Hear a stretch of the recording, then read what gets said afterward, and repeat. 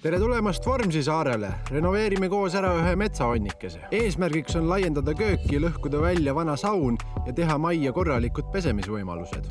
Loomulikult algab iga renoveerimisprojekt korraliku lammutusega. Kui seinad tulid maha vähese vastupanuga, siis põrandaga oli hoopis teine lugu. Tehtud oli teine tummisest armeeritud ja maakividega täidetud betoonist. Õnneks oli Mellil kaasas sõber Kuvalda ja poole päevaga oli põrand läinud. Lahti sai võetud ka kogu ülejäänud põrand, sest eesmärk oli teha kvaliteetne töö.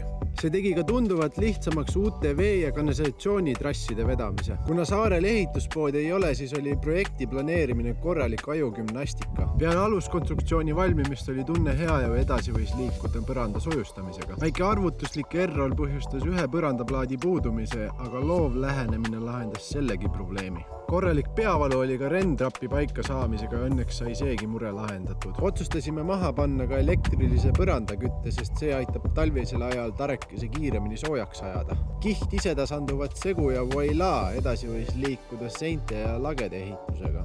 Puitkonstruktsioon läks üles üsna kiiresti ja juba oligi kohal plaatija.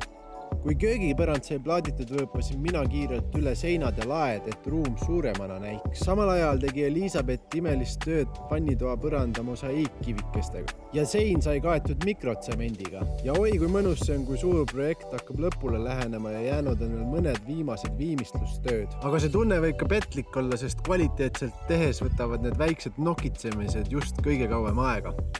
Aga ma usun, et tulemus sai töökindel ja lisab kindlasti palju väärtust juurde. Anna teada, kuidas meeldis ja näeme juba järgmiste projektidega.